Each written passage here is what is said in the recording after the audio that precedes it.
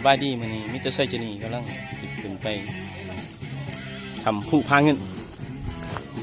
เป่าไม้ของเรากับมันอยู่ถึงหยอดถึงสำหรับเส้นทางนี่ใส่เวลาประมาณ30 นาทีเพิ่นว่า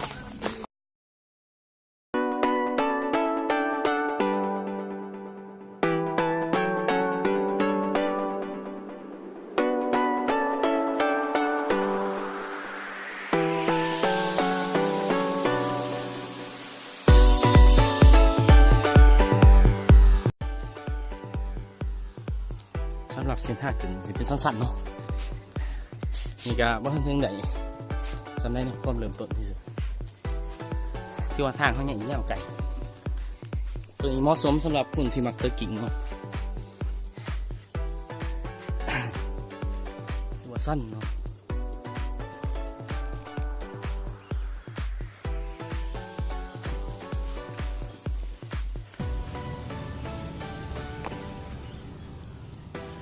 มาหอดแล้วเนาะย่างอีก400 เมตรสภาพของหัวที่เห็นนะมันจะหูขึ้นสูงว่าเป็นยังไง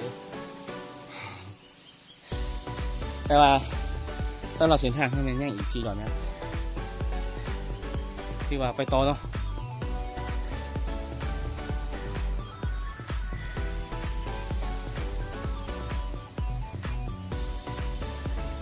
สำหรับตอนนี้ก็ที่ว่ายุคพักอีกส่วนหนึ่งเนาะเพราะว่าจากจุด400 เมตรตะกี้ที่จะได้อีกประมาณ20 หรือ 30 เมตรที่เราไม่เอาต่อภาคหน่อยนึงเนาะเพราะว่าทุกคนก็พี่สิเมื่อยแต่ว่าเมื่อยเนาะเมื่อยอยู่แล้วแต่ว่าผู้ใดที่ว่ามาบางเรื่องครับว่าบ่ได้ขึ้นมานี่ก็ถือว่ามาบ่ฮอดเนาะแต่ว่าบ่ได้ฮอดจุดวิวสูงสุดของอยู่นี่ก็ถือว่าบ่ฮอดเนาะแต่ว่าห้องนี้ก็ถือว่าสิเห็นได้เนาะแล้วก็สำหรับทางถึงก็คือเห็นเนาะมันจะสั่นไปเลยมาพอกันอยู่ถึงนะมึงมาหอดแล้วเนาะจากที่ว่า400 เมตรปัจจุบันแม่นมอแล้วเนาะยังเหลือ300 เมตรสภาพ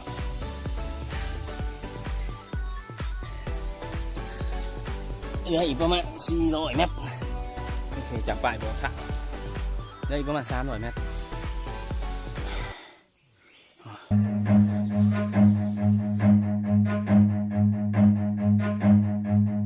Run.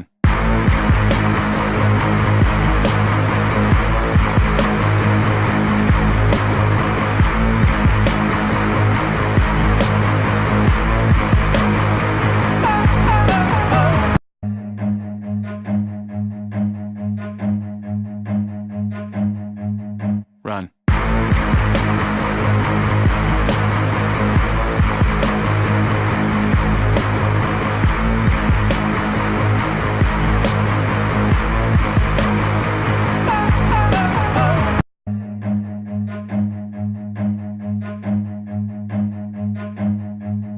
Run.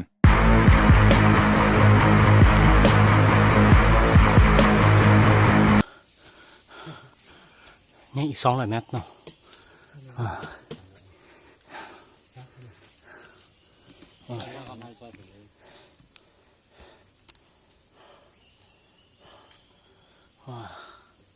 นี่200 เมตรมอสิหอดแล้วเนาะสภาพก็ธรรมดาเนาะสำหรับสันนี่มีปัญหา Oh no เหลืออีก200เบิ่งทางขึ้นเนาะเอาไปต่ออีกกันสันมาหอดแล้วเนาะตัวนี้แต่ว่าขึ้นผู้จะมีจุดที่1กับจุดที่2สำหรับจุดที่2นี่ไปอีก400 เมตรแต่ทางนี้เนาะแต่ว่าจุดที่1จะไปทางนี้อีก50 เมตรเราเลือกจะไปจุดทางอีกก่อนเนาะจุด50 เมตรเนาะไปเลยก่อนอยู่เป็นห้องผู้เนาะ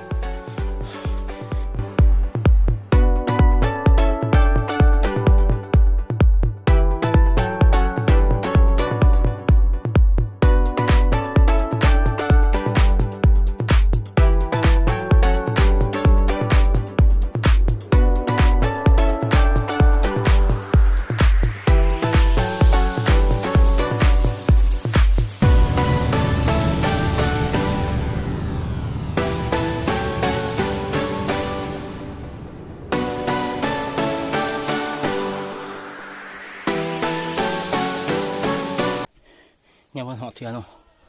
ที่ว่าเส้นทางเขายังสั้นอยู่จากจุดนี้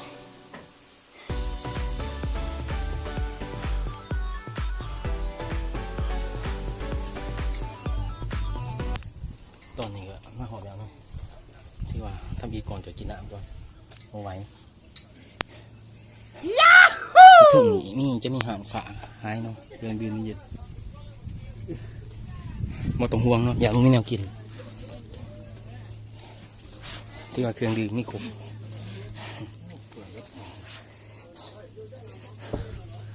แล้วตัวถึงจะเป็นจุดสูงอยู่เนาะ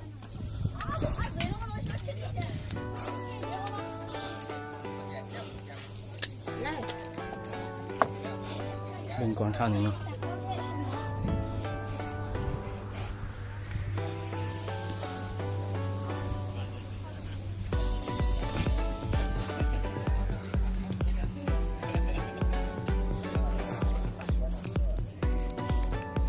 แข่งจะเป็นไงเนาะ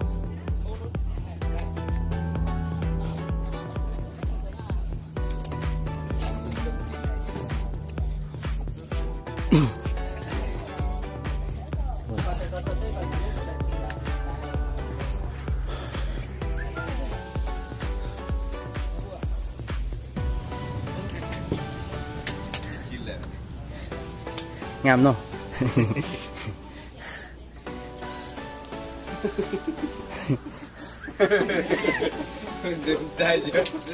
อะไรกับเสา นี่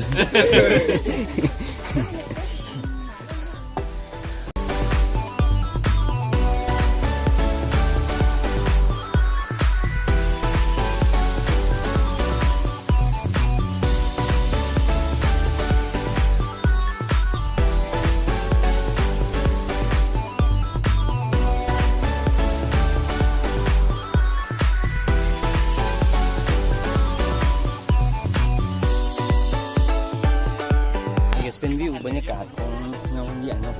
อย่างทึ่งที่ว่าเป็นที่ว่าเขาเสียมือมากคือโดนไม่ได้มาเห็นหรอกกะทิที่ว่าเศร้ามือเนาะที่ว่าวิวสวยงามเนาะเป็นด่านลุมต่าง别出发，下个目标。在里面还在。 ๆมันเป็นวิวธรรมศาสตร์